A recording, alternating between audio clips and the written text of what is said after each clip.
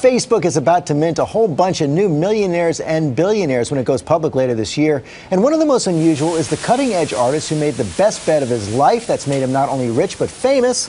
And he wanted to go to Barbara Walters for the first television interview. She joins us now to tell us all about it. Yeah, I'm so proud. Well, his name is David Cho. He's a 35-year-old son of Korean immigrants and a fairly successful artist who actually didn't much like Facebook, but when the company was just beginning, he did some murals for their walls, and instead of being paid in cash, he opted for stock. Then it was worth little. Today, the stock is estimated at $200 million. Cho is a self-described rebel and art school dropout, a graffiti artist painting everything from sneakers to cars to hundreds of walls. He even painted me.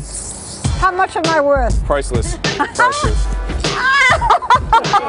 Go as high as you can.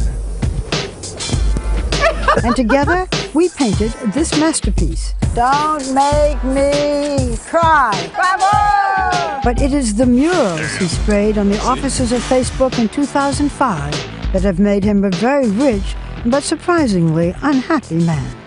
The thing is, David, that most people would be thrilled. $200 million. For you, it's causing you pain. You can't buy your privacy back because I was already doing okay, and to have this abstract amount of money now, I cannot buy my privacy back. I was like, what the hell's happening? Every news, Al Jazeera, every news organization in the world is beating down the door trying to get a interview, and I'm like, oh my God. Have you kept all the stock or have you sold some? I sold some a while back. The estimate was $200 million. I think it's more than that, actually. Really? I didn't sell that much. I just sold a couple to just secure that I would have something out of this in case anything changed. But it's a couple of $100 million still, you think? For sure. Not bad for a misfit who has done jail time for cashing forged checks, stealing, and spent 3 months in a Japanese prison for hitting a security guard. But just 2 years later, Facebook, a company Cho originally called Ridiculous, had a proposition. Sean Parker, who at that time was the president of Facebook, came to you and said, David, we got these walls. Will you paint some murals for us? Right. Can you describe the murals? I love women. There was lots of women, cityscapes, just abstract forms, and just, I paint very quickly, and it almost comes out of me like it's almost my therapy. You're offered money. You didn't have a lot then. You're offered money. How much? It was close, I think close to $60,000. Instead of taking the $60,000, which you really needed, right, you said, give me stock. He's like, you want the cash or you want some shares? And I said, I'll take this, I'll take the shares. Why? I like to party. I like to gamble.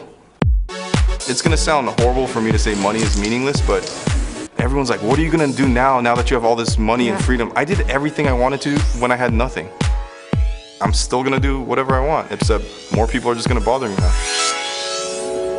Oh. Yeah, he didn't get a lot of sympathy from the crew. Yeah. Well, he doesn't exactly know what he's going to do with the money, but he says that he's going to continue to be bothered, and he'll complain about losing his privacy, like a lot of people on Facebook do in general, but they don't get $200 million. They sure don't. You're going to keep that shirt. I'm going to keep the shirt. You know why he picked me up? Because if you do graffiti way high up, the police can't get to it. So he picked me up so I could do the graffiti. I don't think they would. And by the way, we had permission. I don't want to get in trouble. Great story. A lot more of it tonight on Nightline. Thanks, Barb.